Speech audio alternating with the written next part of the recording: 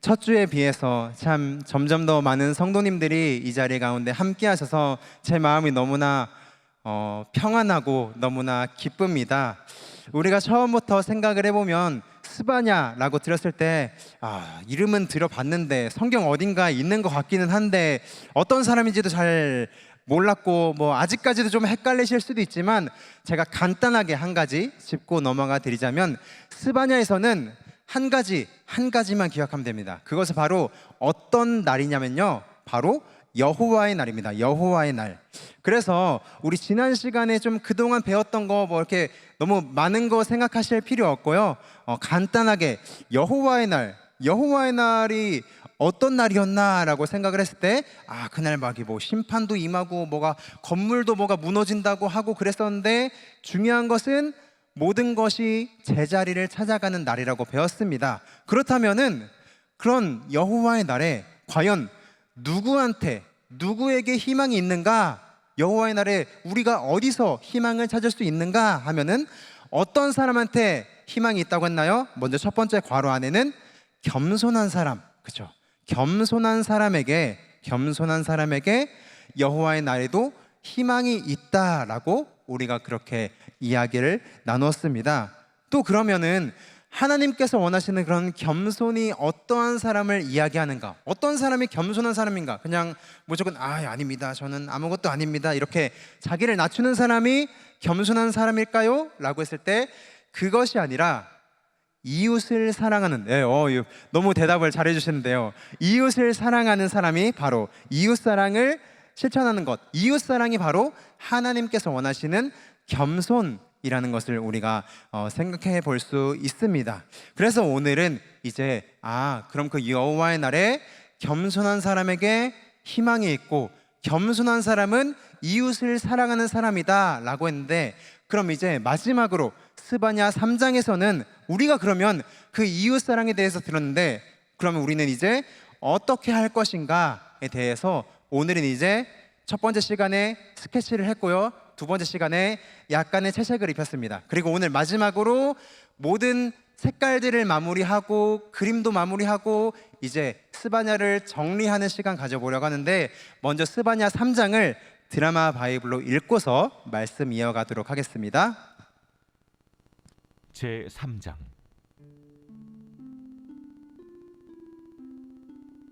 패역하고 더러운 곳 포악한 그 성읍이 화 있을진저, 그가 명령을 듣지 아니하며 교훈을 받지 아니하며 여호와를 의뢰하지 아니하며 자기 하나님에게 가까이 나아가지 아니하였도다.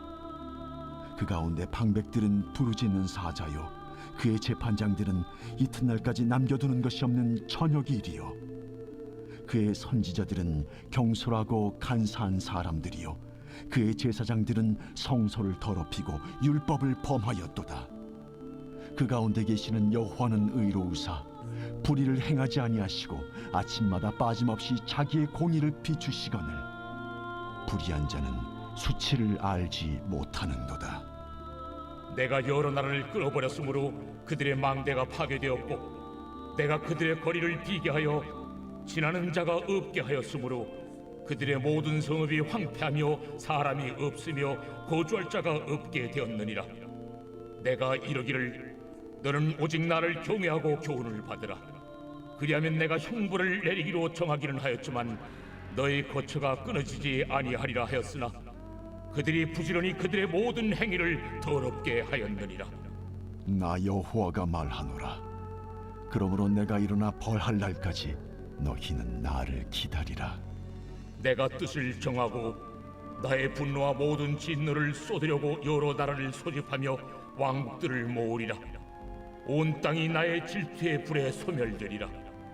그때 내가 여러 백성의 입술을 깨끗하게 하여 그들이 다 여호와의 이름을 부르며 한 가지로 나를 섬기게 하리니 내게 구하는 백성들 곧 내가 흩은 자의 딸이 구수강 건너편에서부터 예물을 가지고 와서 내게 바칠지라. 그날에 네가 내게 범죄한 모든 행위로 말미암아 수치를 당하지 아니할 것은 그때 내가 네 가운데서 교만하여 자랑하는 자들을 제거하여 네가 나의 성산에서 다시는 교만하지 않게 할 것임이라. 내가 곤고하고 가난한 백성을 네 가운데에 남겨두리니 그들의 여호와의 이름을 의탁하여 보호를 받을지라. 이스라엘의 남은 자는 악을 행하지 아니하며 거짓을 말하지 아니하며 입에 거짓된 혀가 없으며 먹고 누울지라도 그들을 두렵게 할 자가 없으리라. 시온에 따라 노래할지어다. 이스라엘아 기쁘게 부를지어다. 예루살렘 따라 전심으로 기뻐하며 즐거워할지어다. 여호와가 내 형벌을 제거하였고 내 원수를 쫓아냈으며 이스라엘 왕 여호와가 내 가운데 계시니 내가 다시는 화를 당할까 두려워하지 아니할 것이라. 그날에 사람이 예루살렘에 이르기를 두려워하지 말라. 시온아 네 손을 늘어뜨리지 말라. 너의 하나님 여호와가 너의 가운데에 계시니 그는 구원을 베푸실 전능자이시라. 그가 너로 말미암아 기쁨을 이기지 못하시며 너를 잠잠히 사랑하시며 너로 말미암아 즐거이 부르며 기뻐하시리라 하리라. 내가 절기로 말미암아 근심하는 자들을 모으리니 그들은 내게 속한 자라. 그들에게 주어진 짐이 치욕이 되었느니라. 그때 내가 너를 괴롭게 하는 자를 다 보라고 저른 자를 구원하며 쫓겨난 자를 모으며 온 세상에서 수욕받는 자에게 칭찬과 명성을 얻게 하리라. 내가 그때 너희를 이끌고 그때 너희를 모을지라. 내가 너희 목전에서 너희의 사로잡힘을 돌이킬 때에 너희에게 천하 만민 가운데서 명성과 칭찬을 얻게 하리라. 여호와의 말이니라. 아멘. 아멘. 감사합니다. 이제 스바냐 3장으로 가면요. 스바냐 3장으로 가면은 첫 부분에서는 아직도 그 심판의 날인가? 아직도 조금 무서운 말씀이 나오는가? 라고 하지만 뒷부분으로 갈수록 이제 우리가 알고 있는 찬양으로도 고백했던 그런 스바냐의 말씀이 나오고 있습니다. 지난 시간에는 우리가 이방인을 향한 제가 지도를 보여드리면서 유다 주변으로 여러 나라들에 대한 하나님의 심판이 있을 것이다, 여호와의 날에 심판이 있을 것이다 라는 것을 제가 말씀을 드렸었는데요. 그런데 그 이방인에게만 하나님의 심판이 있는 것이 아니라요, 오늘 3장에 이르러서는 예루살렘을 향해서 하나님의 심판이 있을 것이다 라고 이렇게 이야기를 하고 있습니다. 여러분, 예루살렘 가보셨습니까? 예루살렘 가보셨습니까? 우리 사진 한번 띄워주시면요, 예루살렘 저곳이죠. 예루살렘, 우리 지난 여름에 성지순례 다녀오신 분들은 가서 이제 보기도 하고, 한 장 넘겨주시면 우리 권사님들 예루살렘 앞에서 이렇게 찍으신 사진도 있었는데, 저 예루살렘이라는 저 곳은요, 저 도시는요, 사실 그 이름의 뜻 자체에서부터 참 은혜가 넘치는 그런 도시라고 할 수 있습니다. 우리 강의안을 보시면은 맨 처음에는 예루살렘을 향한 심판이 등장합니다. 그래서 이 예루살렘이라는 도시는요, 무슨 뜻이, 어떤 의미를 가지고 있냐면, 구하라원에 들어갈 것은 평화의 도시입니다. 평화의 도시. 예루살렘이라는 그 마을의 이름 자체에는 평화의 도시라는 의미를 가지고 있습니다.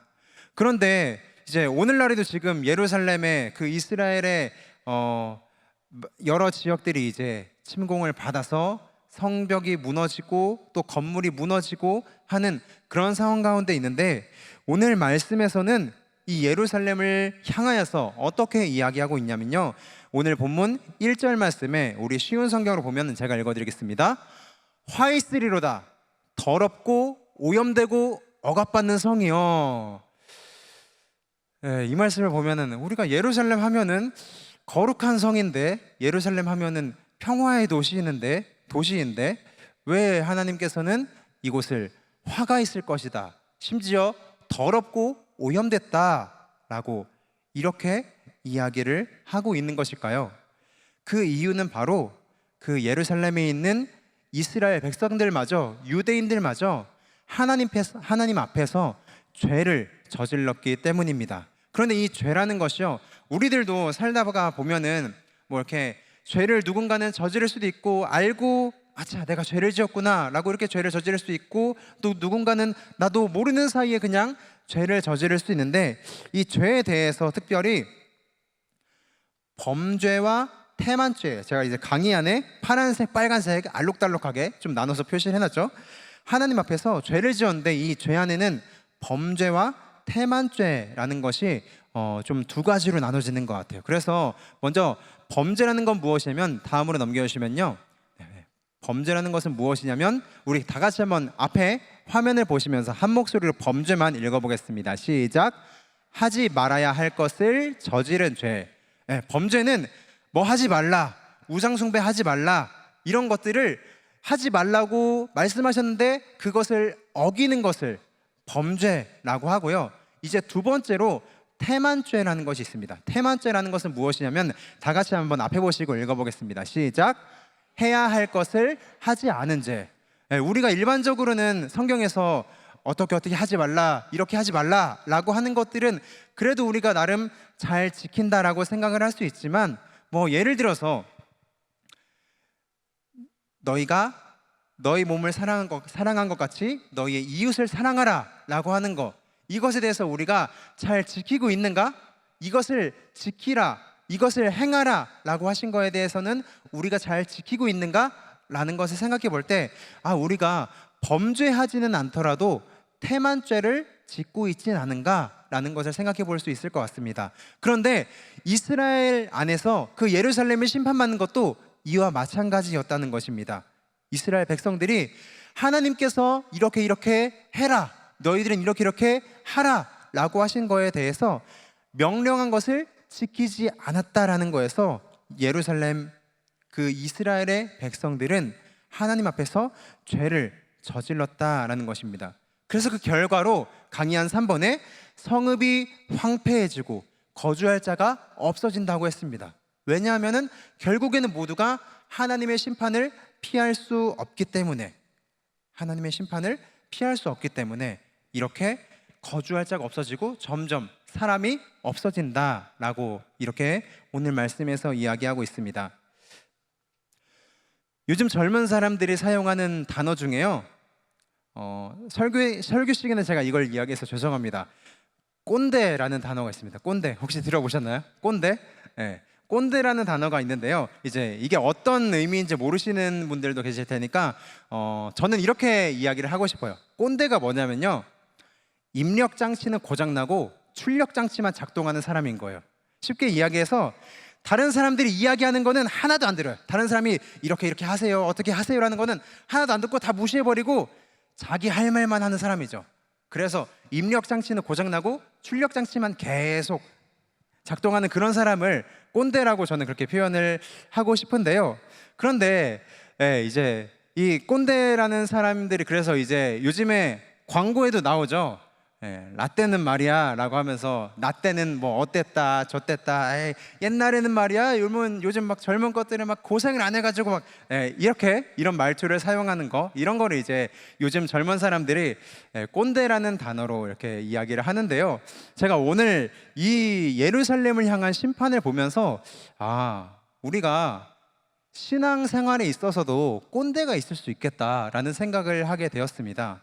신앙생활에 아직 제가 우리 교회에서는 그런 분을 보지 못한 것 같습니다. 우리 교회에서는 그런 분 안 계신 것 같은데, 어떻게 생각해 보면은 이렇게 말씀하시는 분들이 있을 것 같다, 뭐 이런 거죠. 내가 전에는 말이야 새벽 예배도 매일 나가고 하루에 기도도 몇 시간씩 하고 그랬던 사람이야. 내가 주일학교 교사도 해보고 성가대도 해보고 다 해봤는데 그렇게 하면 안 돼. 막 이렇게 신앙적으로 꼰대가 되면은 아마도 이렇게 말씀을 할 수 있을 것 같아요. 그런데 어쩌면 이스라엘 백성들도 좀 이러한 마음을 가지지 않았을까라고 생각을 해봅니다. 왜냐하면 이스라엘 백성들 어떤 사람입니까? 우리는 하나님 앞에서 선택받은 민족, 우리는 과거에 하나님을 아주 옛날부터 믿었었고, 우리는 과거에 하나님 믿어서 그렇게 애굽을 통과하고 홍해를 건너기도 했고 만나와 메추라기 먹으면서 수많은 기사와 이적을 보고 우린 그렇게 살아온 사람이야. 너희들 하나님 믿은 지 얼마 안 됐지? 너 예수님 믿은 지 얼마 안 됐지? 우리는 선택받은 민족이야 라고 이렇게 말할 수 있는 사람들이 예루살렘에 거주하는 사람들이잖아요. 그런데 그런 사람들을 향해서 하나님께서는 화가 있을 것이다, 더럽고 패역한 성아, 이렇게 이야기하고 있는 것입니다. 참 그런 점에서 볼 때예요. 그런 점에서 볼 때 하나님께서는 우리의 과거의 행동보다는 현재 나의 행동에 더 중요하게 보시는 것 같아요. 그래서 내가 과거에 어떻게 살아왔었고, 내가 과거에 어떻게 믿음 생활했었고, 내가 하루에 몇 시간씩 기도했었고, 내가 막 금식도 얼마나 많이 했었고, 내가 지금까지 해왔던 그런 모습도 하나님께서 기뻐하시지만, 그것보다 내가 오늘 하나님 앞에서 어떠한 삶을 선택할 것인가, 그것에 대해서 하나님이 더 중요하게 보신다라는 것입니다. 그래서 이 예루살렘을 향한 이 심판, 예루살렘을 향한 이 심판을 우리가 생각해 보면서요, 어쩌면 우리들 마음 가운데에도 예루살렘 그 유다 백성들처럼 그런 마음이 있을 수 있겠다. 나도 과거에 매여서 과거의 내 모습이 마치 현재의 내 모습인 것 마냥, 그래 과거에 나는 원래 이런 사람이었어, 과거에 나는 이랬었지 라는 것에, 그것에 매여서 그것 가운데에서 살아가는 사람일 수도 있습니다. 하지만 하나님께서는 우리의 과거에 우리가 어떤 행동을 했었고 어떤 헌신을 했던 것도 물론 하나님께서 기억하고 그것을 기뻐 받으십니다. 하지만 그것보다 훨씬 중요하게 생각하는 것이 바로 오늘 내가 무엇을 하며 살아갈 것인가 라는 거에 대해서 하나님은 더 많이 관심이 있다는 것입니다. 이제 두 번째로 가면 예루살렘을 향한 그 심판이, 이제 심판의 말씀이 끝이 납니다. 심판의 말씀이 끝이 나고 이제 하나님의 백성을 위해서 새로운 날이 열릴 것이다. 새로운 날에 대해서 이제 하나님이 또 다른 말씀을 하고 계십니다. 우리가 우리나라에 살고 있잖아요. 우리는 한국에 살고 있지 않습니까? 그러다 보니까 어떤 나라라고 하면요, 이제 인간적으로 드는 마음 때문에 무언가 하나님의 나라도 그럴 것이다 라는 마음이 좀 있는 것 같아요. 그래서 우리나라에 살고 있으면 당연히 우리나라 땅이 있지 않습니까? 땅? 우리나라 땅이 있고, 또 이제 그 땅에 살고 있는 주민들이 있고, 또 이제 뭐 다른 것들, 뭐 법이 있고, 이런 것들을 우리가 인간적으로는 생각을 하는데, 그렇기 때문에 우리들도 막 생각하면은, 그래 하나님 나라는, 어릴 때 이제 영유아부 아이들 생각해 보면 하나님 나라는 저 하늘 위에 있겠지? 하나님 나라는 내가 죽어서 나중에 멀리 날아서 어딘가로 날아가겠지? 라고 그렇게 어떤 공간에 있는 것으로 우리가 생각하는 경향이 있습니다. 그런데 하나님의 나라가 어떤 것입니까? 하나님의 나라는 하나님의 통치가 임하는 곳이, 모든 곳이 다 하나님의 나라입니다.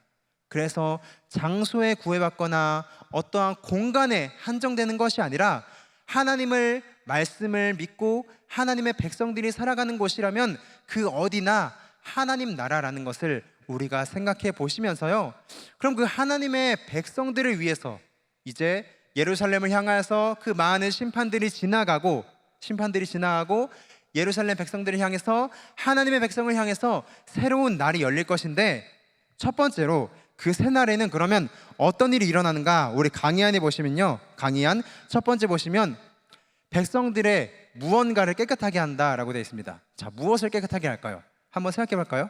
백성들의 입술입니다. 입술. 네, 오늘 말씀 보면은 스바냐 3장 9절에 그때 내가 여러 백성의 입술을 깨끗하게 하여, 이렇게 나와 있습니다. 네, 괄호 안에 들어갈 것은 입술입니다. 입술. 참 입술이라는 것은요, 우리의 말이 나오는 곳이지 않습니까? 그렇기 때문에 이 입술을 통해서 다른 사람을 오해하게 만들기도 하고요, 그런데 때로는 이 입술이 다른 사람을 이해시키기도 합니다. 우리가 말을 어떻게 하냐에 따라서 오해를 만들기도 하고 이해를 만들기도 하는 게 바로 우리의 입술인 거죠. 이제 요즘에 많이 강연을 하시는 김창옥 씨라고 있습니다. 우리 한번 화면 보여주겠어요? 네, 저분 이렇게 한번 지나가다 한 번쯤은 보셨죠? 네, 김창옥 씨 강연 참 저도 가끔가다 재밌게 듣기도 하고 이제 재밌게 그것을 기억하기도 하는데요. 저는 특별히 저분의 강의 중에서 가장 기억에 남는 부분이 있습니다. 가장 기억에 남는 부분이 어떤 거냐면요, 이제 다음 한번 넘겨주시면은 미국 엄마와 전라도 엄마의 소름 돋는 차이라는, 아마 아시는 분들은 아시겠지만 미국 엄마랑 전라도 엄마가 다르대요. 자, 어떻게 다르냐면요. 제가 이걸 좀 따라해야 되는데, 먼저 어떤 아이가 하다가 뭘 이렇게 하다가 접시를, 비싼 물건을 쨍그랑 하고 깨트렸다고 해봅시다. 그러면 전라도 엄마는 어떻게 하는지 아십니까? 전라도 엄마는 이렇게 한대요. 하나는 공부는 안 하고 못하냐? 다 깨불어 못하는 안겨뿐이야. 제가 좀 전라도는 제가 익숙하지 않아서 조금 어색한데, 저는 사실 충청도 양반이거든요. 그래서 충청도는 그렇게 안 합니다. 충청도는 이렇게 아이가 접시 깨잖아요. 그러면 딱 한마디만 해요. 에휴, 그라도 애는 착혀.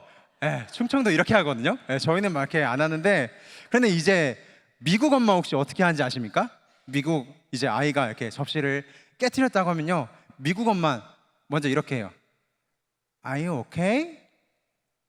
No problem. I love you. 하고 이렇게 아이를 안아준대요.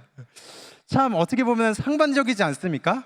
우리나라에서는 막 이제 막 접시 깨보면은 이제 내 말을 안 들어서 그렇다. 그러니까 왜 하나는 공부는 안 하고 막 이렇게 우리는 이야기를 하지만, 미국의 엄마는 그러지 않다고 그렇게 강의를 하시는 그런 부분이 있어요. 그런데 참 이것을 보면서요, 우리의 입술에서 나오는 말이 얼마나 중요한가. 참 이제 물론 이 자리에 자녀를 다 키우신 어르신분들도 많이 계시고, 또 이제 자녀된 입장에서 청년들도 있겠지만요, 우리가 누군가를 대할 때, 누군가 잘못을 했을 때, 그러니까 그걸 왜 그렇게 하는 거요? 그러니까 내가 이렇게 하지 말라고 했지? 라고 우리는 조금 퉁명스러운 말투로 그렇게 이야기를 하는 부분이 많이 있는 것 같아요. 그래서 정말로 그 사람을 위해서 내가 그 사람을 따뜻한 마음으로 괜찮아 그럴 수도 있어, 그래도 이것을 통해서 잘 나아가면 돼 라는 것을 말하기보다는 원인을 찾고 그러지 말라고 오히려 문제를 지적하는 그런 우리들의 태도가 어떻게 보면은 우리들의 입술을 통해서 오해를 낳는 것이 아닌가라고 생각을 해볼 수가 있을 것 같습니다. 그래서 미국 엄마는요, 그렇게 아이를 사랑한다고 말해주고 꼭 끌어안아 준 다음에 이렇게 이야기를 한대요. 너가 이것을 통해서 어떻게 해야 할지를 깨달았다면 엄마는 그걸로 만족해. 우리 이제 막 그 접시 깬 거 얼마짜리니, 이거 어떡할 거니, 그렇게 이야기를 하지만 미국 어머니들은 그렇게 하지 않는데요. 모두 미국 어머니가 되시기를 소망합니다. 그렇게 우리가 상대방을 배려한다면, 정말로 상대방의 그 과거에 잘못했던 일에 그것에 매여가지고 원인을 찾고 잘못을 분석하고 이렇게 하는 것보다요, 정말로 상대방의 그 미래를 생각한다면 괜찮아, 그럴 수 있어, 문제 없어 라는 것을 우리가 좀 생각하면서 나아갔으면 좋겠습니다. 자, 우리 미국 어머니 한번 말투 보여주시면서 우리 한번 이렇게 따라해볼까요? 어떤 아이가 이제 하다가 문제를 일으켰습니다. 문제 일으켰어요. 그러면 이제 그 사람에 대해서 혼내지 마시고 자, 앞에 보시면서 이렇게 한번 해볼까요? Are you okay? 목소리가 좀 작은데 제가 한국어로 잘 적어드렸죠. 두 번째, No problem. 문제 없어. 마지막으로 I love you. 이렇게 따뜻하게 끌어안아줄 수 있는 우리 모든 성도님들 되시면 좋겠습니다. 그래서 그 이스라엘 백성을 향하여서 그 새날에는요, 백성들의 입술을 깨끗하게 한다고 하나님께서 말씀하고 계십니다. 그리고 두 번째로는 구스강 건너편에서 예물을 바칠 것이다, 사람들이 예물을 바칠 것이다 라고 이렇게 이야기를 하고 있는데, 구스 땅 어디입니까? 지난 시간에 우리 말씀에서는 그 구스 땅도 하나님의 심판이 있을 것이다, 너희들도 멸절당할 것이다, 그렇게 예언했던 것이 바로 구스 땅인데, 그런 구스 땅에서 오히려 하나님께 예물을 바친다 라고 이렇게 설명하고 있습니다. 그리고 세 번째로는 여호와의 이름을 의탁하여 보호받는 날이다 라고 했습니다. 우리가 그 전까지 계속 하나님에 대해서, 하나님의 여호와의 날에 대해서 심판이 있다, 모든 사람들은 벌을 받을 것이다. 너희들이 쌓아 올린 것은 모두 다 무너질 것이다 라고 그렇게 이야기를 했는데, 이제는 여호와 이름을 의탁하기 때문에 너희가 보호받는다. 스바냐라는 그 이름의 뜻처럼 숨김을 얻을 것이다 라고 이렇게 이야기하고 있는 것입니다. 여기서 의탁한다라는 단어는요, 의탁한다라는 것은 어떤 것에 몸이나 마음을 맡기는 것을 의미합니다. 그래서 여호와의 이름을 의탁한다라는 것은요, 하나님의 이름을 부르는 것에 내 몸과 마음을 맡기는 것이라고 그렇게 생각할 수 있습니다.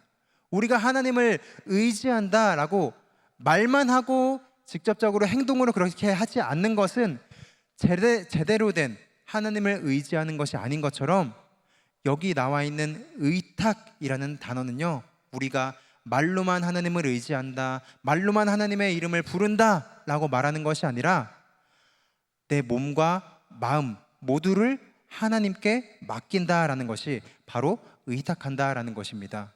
이것은 오늘날에도 동일하게 연결되고 있는 것 같아요. 그래서 오늘날에도 하나님께 나의 모든 것을 맡기고 하나님께 내 몸과 마음을 맡기는 사람들은 여전히 존재해서, 그런 사람들은 하나님의 보호 가운데, 하나님의 은혜 가운데 살아갑니다. 하지만 이것을 때로는 의지하기도 했다가 때로는 또 의지하지 못하기도 했다가 하는 사람들은 조금 이럴 때는 휘청, 또 저럴 때는 휘청 하면서 하나님 앞에서 조금은 부족한 모습도 보일 때도 있고 조금은 잘 되는 모습도 보일 때도 있고 하지만, 결국에는 그 사람이 어떤 시련으로 인하여서, 아픔으로 인하여서 일어나지 못한다면은 결국 그 사람은 넘어져서 쓰러져서 하나님 앞에서 결국 여호와의 날을 맞을 수밖에 없을 것입니다. 그러나 이제는 새날이 밝았다고, 새로운 날이 찾아왔다고 하나님께서 말씀하고 계십니다. 하나님께서 그 여호와의 백성, 하나님의 말씀을 따르는, 하나님의 말씀을 지키는 그런 겸손한 사람들에게는 새로운 날이 허락될 것이다 라고 그렇게 이야기를 하고 있습니다. 오늘 스바냐 3장 15절 말씀에서는요, 그래서 이렇게 이야기를 하고 있습니다. 3장 15절에 여호와께서 너에 대한 심판을 그치셨고 내 원수를 쫓아버리셨다. 여호와께서 심판을 그치시고 네 원수를 쫓아버리셨다. 하나님께서 이제는 심판을 그치셨다라는 것입니다. 모든 나라에 대해서, 예루살렘과 그 주변에 있는 모든 이방 나라 가운데 하나님의 심판의 날이 예고되어 있었지만 이제는 심판을 그쳤다라는 것이죠. 우리들의 삶에서도 생각해 보면은 그런 것 같습니다. 기쁨이라는 것을 알기 위해서는요, 슬픔의 구렁텅이에 빠져본 사람이야말로 그 기쁨의 참된 의미를 찾을 수 있습니다. 우리가 항상 좋은 일만 있고 항상 기쁜 일만 있으면요, 기쁨이라는 것이 어느 순간 당연한 것이고 나에게 평온한 것이 나의 삶 가운데 너무 당연한 것이고 라고 그렇게 생각할 수 있을 것 같습니다. 하지만 그것은 진정한 기쁨을 느끼는 것이 아닙니다. 우리가 진정한 기쁨을 느끼기 위해서는요, 때로는 삶의 구렁텅이에 빠져서 슬픔과 그 신음소리로 인하여서 가슴을 치면서 정말 말이 안 나오는 그런 상황을 겪으면서, 그런 고통의 터널을 지나면서 그런 밑바닥으로 내려가는 그런 아픔의 기억들이 있어야 다시 어둠 가운데에서 올라왔을 때, 다시 나에게 살아갈 힘이 있고 희망이 있을 때 하나님이 주시는 기쁨을 깨닫게 되는 것 같습니다. 그래서 이 스바냐서를 기록한 스바냐는요, 제가 첫 시간, 두 번째 시간 막 별로 그렇게 재미도 없는 여호와의 날이 무슨 날인가, 여호와의 날의 심판이 어떻게 되는가, 도대체 이 날은 뭐 어디가 처벌받고 어떻게 되는가 막 제가 장황하게 설명을 했던 것도, 스바냐는 그것을 의도했던 것 같아요. 여호와의 날에 얼마나 힘들고 얼마나 뼈저리고 얼마나 고통스럽고 얼마나 두려워서 떨고 얼마나 힘들어 봐야 하나님의 은혜가 이렇게 감사한 것이구나, 그 고통을 딛고 일어났을 때 주시는 기쁨이 얼마나 큰 것이구나 라는 것을 우리가 깨닫기를 원해서 스바냐서의 저자는 이렇게 마지막 장에 이르러서야 하나님께서 심판을 그치시고 모든 민족을 향하여서, 예루살렘을 향하여서 하나님의 구원의 소식을 선포하고 있다는 것입니다. 이제는 하나님께서 그 심판을 그치시고 우리 가운데 함께 하신다라고 말씀하십니다. 이제 여기쯤 이제 와서야 3장 정도 와서야 이제 처음 시간에 우리가 고백했던 그 찬양의 가사를 함께 읽어볼 수 있을 것 같아요. 우리 스바냐 3장 17절 말씀을 우리 한 목소리로 함께 읽도록 하겠습니다. 시작. 너의 하나님 여호와가 너의 가운데에 계시니 그는 구원을 베푸실 전능자시라. 그가 너로 말미암아 기쁨을 이기지 못하시며 너를 잠잠히 사랑하시며 너로 말미암아 즐거이 부르며 기뻐하시리라 하리라. 아멘. 하나님의 은혜가 나에게 기쁨이 되고 나의 삶 가운데 행복으로 다가올 수 있는 이유는요, 여호와의 날이 얼마나 슬프고 얼마나 힘들고 얼마나 고통스러워야 하는지를 우리가 깨달을 필요가 있습니다. 저의 이야기를 잠깐 나누자면요, 저는 참 제 부모님 덕에 감사하게도 제 부모님 덕에 너무너무 평온하게 자랐습니다. 그래서 저희 집안은 이제 할머니 때부터, 친할머니 때부터 예수님을 믿고, 이제 부모님도 두 분 다 예수님을 믿는 가정에서 어릴 때부터 신앙생활을 하고 그런 가정에서 자라왔어요. 그리고 특별히 이제 아버지와 어머니는 두 분 다 목회자이시기 때문에 두 분 다 매주 설교를 하시며 그렇게 사역을 하시는 그런 가정 가운데에서 자랐다 보니까 어떻게 보면은 그런 신앙적으로 굉장히 온실 속의 화초처럼 자랐습니다. 그래서 또 그것 때문에 굉장히 좋았던 부분들도 많이 있어요. 하지만 너무 그런 부모님의 은혜와 부모님의 보호 가운데 자랐기 때문에 제가 이제 우리 교회에 와서 홀로서기를 하는데 난생 처음 느껴보는 그런 마음들이 막 느껴지는 거예요. 하나님 앞에서 내가 누구지? 하나님 앞에서 나는 어떤 사람이지? 나의 하나님은 누구지? 라는 생각을 하는데, 이제 막 부모님께서 저에게 가르쳐 주신, 어릴 때부터 말씀을 막 가르쳐 주신 거, 어릴 때부터 부모님을 통해서 들어왔던 거, 그런 것은 제 속에 많이 있는데 나의 하나님이 누구인가 라는 부분에서 뭐라고 이야기를 할 수가 없는 거예요. 내 하나님은 누구지? 난 하나님 앞에서 내 신앙이 뭐라고 말할 수 있는 것이지? 그래서 제가 참 감사하게 코로나 기간이라서 그게 겉으로 많이 표현되진 않았어요. 코로나 기간이라서 제가 막 겉으로 막 성도님들 보시기에 어떠셨을지 모르겠지만 제 마음 가운데는요, 정말 제 마음이 썩어 뭉개지고 진짜 골마 터지고 까맣게 물들어가고 그랬던 마음들이 많이 있었습니다. 그리고 특별히 저희 가정 가운데 참 이제는 말할 수 있는 것이지만 저희 부모님의 사역 가운데에도 그 부모님 두 분의 충돌이 있어서 제가 작년 여름쯤에 너무너무 마음이 힘들고 너무너무 슬펐습니다. 딱 우리 교회에서도 이제 너무너무 슬펐던 우리 예림자매가 천국으로 가면서 너무너무 슬펐던 그 시기에 저도 딱 그 주간이었어요. 그 주간에 아버지가 저에게 전화를 해서 니네 엄마 안 바뀌면은 집에 들어오지 마라. 앞으로 나도 니네 엄마 볼 생각이 없다 라고 딱 그 이야기를 말씀을 하시는데요, 와, 정말 난생 처음 겪어보는 이런 아픔과, 과연 목회자 집안에서 이렇게 어머니와 아버지가 서로 떨어지려고 하는, 서로 이제 이별을 하겠다라고 하는 이런 상황이 도대체 무엇인가 라는 그런 마음들이 많이 있었습니다. 그래서 그 시간을 지나면서 참 제가 많은 사람들에게 이야기하지 못했어도 그 시간을 거치면서 내가 하나님 앞에서 뭘 잘못했나? 내가 하나님 앞에서 무언가 큰 죄를 저질렀나?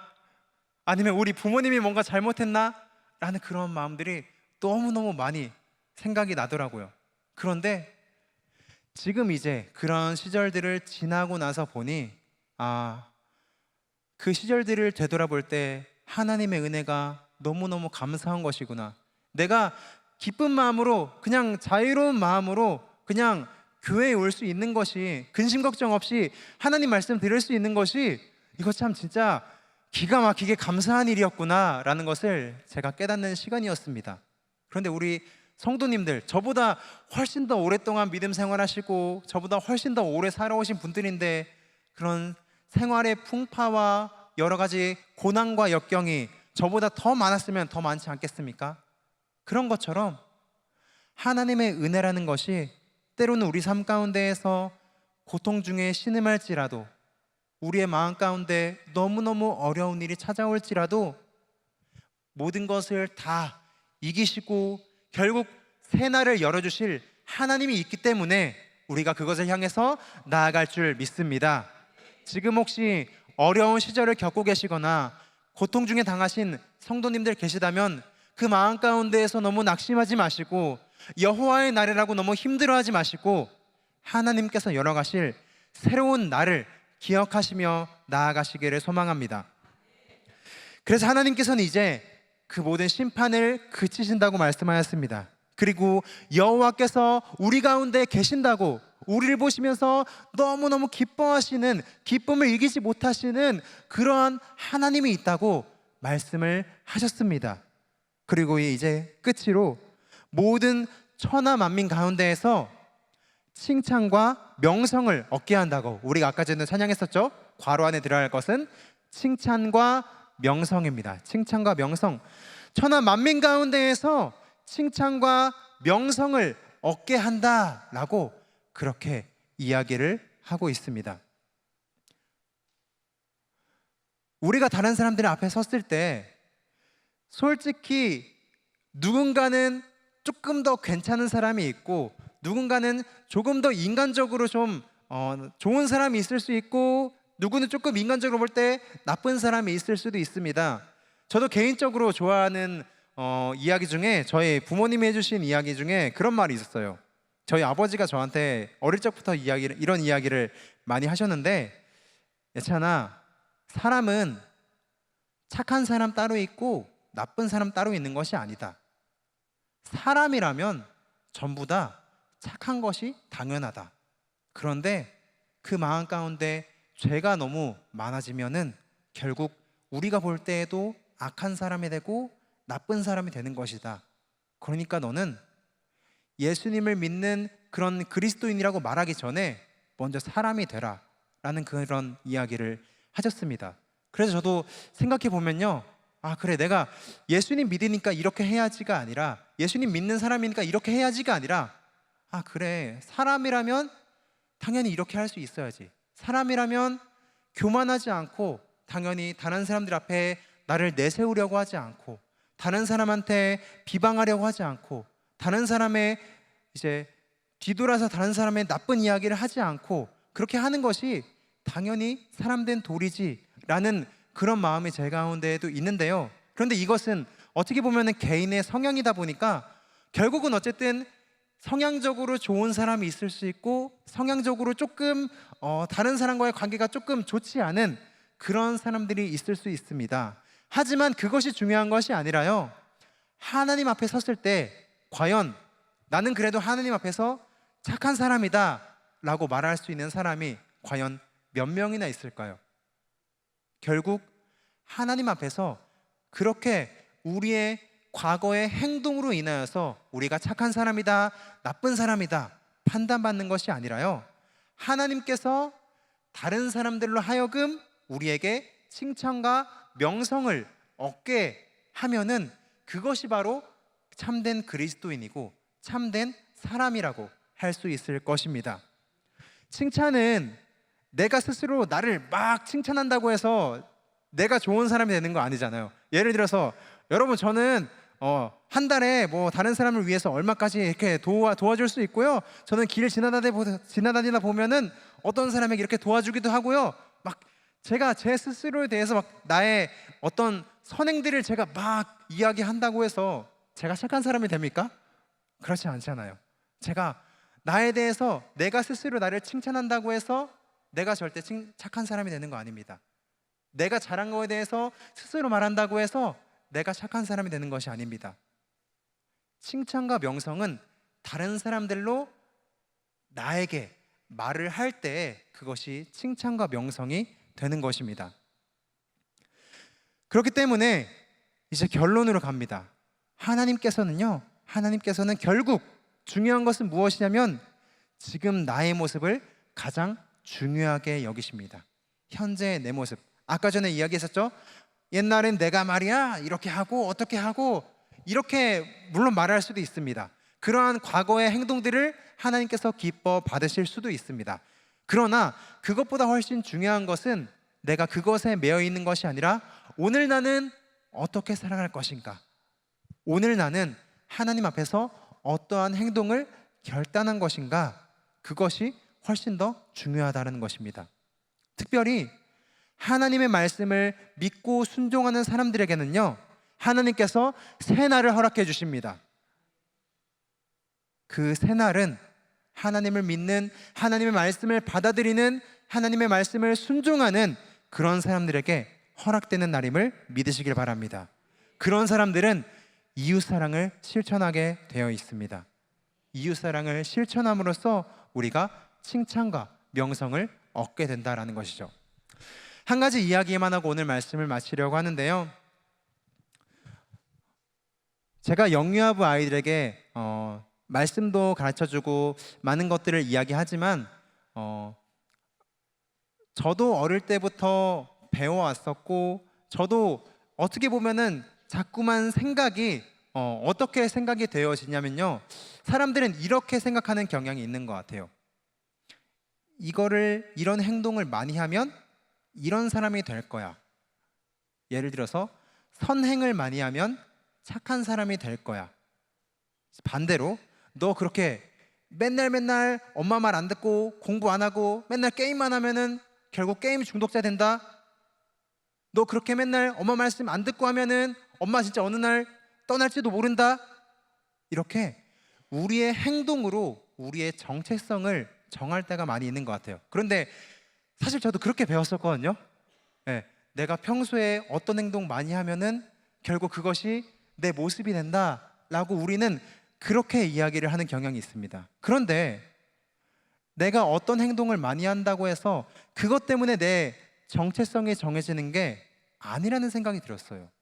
예를 들어서 나는 맨날 운동만 하니까 나는 정말로 이 헬스에 미친 사람이야, 나는 헬스 광이야 라고 그렇게 생각해 버린다면요, 그 사람은 진짜 그런 모습을 가지고 살아갈 수밖에 없습니다. 하지만 우리는 하나님의 자녀라는 말씀을 믿는다면요, 내가 과거에 이렇게 살아왔었지, 내가 과거에는 이런 행동을 많이 했었어, 나는 과거에 이런 죄를 많이 저질렀어. 하지만 하나님 말씀에서는 나를 하나님의 자녀라고 하네. 하지만 하나님께서는 나를 이렇게 불러주시네. 우리가 그런 하나님의 말씀에 의해서 우리 스스로를 생각하면 좋을 것 같습니다. 나 스스로 난 이런 행동을 많이 하니까 이런 사람이야. 나는 맨날 어떤 것을 의지하니까 난 이런 사람이야 라고 내 행동에 의해서 나의 정체성을 정하는 것이 아니라요, 하나님의 말씀을 믿고 그 하나님의 말씀에 내 정체성을 맡겨드리는 사람이 바로 이웃사랑을 실천할 수 있는 사람이고 하나님 앞에서 겸손한 사람인 줄을 믿습니다. 우리가 아까 전에 찬양했던 그 찬양 가운데 제가 이 찬양을 좀 부탁을 드렸습니다. 처음 하는 찬양인데 이 말씀 앞에서라는 찬양 가운데 이런 가사가 있어요. 하나님 말씀에 두려워 떠는 자, 그 말씀에 생명을 거는 자, 하나님 말씀에 운명을 거는 자, 순종하며 주 따라가는 자. 여러분, 우리가 기억해야 할 것은 과거의 나의 행동이 아닙니다. 내가 옛날에 해왔었던 과거의 내 모습, 그것이 잘했건 잘하지 못했건 간에 그것으로 나를 정하지 마시고요, 하나님의 말씀을 믿는 여러분들 되시기를 소망합니다. 말씀으로 우리의 정체성이 정해지고 하나님의 말씀으로 우리의 모습이 다시 새로워질 것입니다. 그것을 통하여서 하나님께서는 결국 우리에게 이웃사랑을 실천할 수 있도록 우리 안에 사랑을 부어주시고 내가 하나님의 자녀로 살아갈 수 있게 할 것입니다. 우리 아까 전에 찬양했던 이 찬양의 가사를 좀 깊게 묵상하시면서요, 우리가 함께 찬양하고 기도하는 자리로 나아갔으면 좋겠습니다.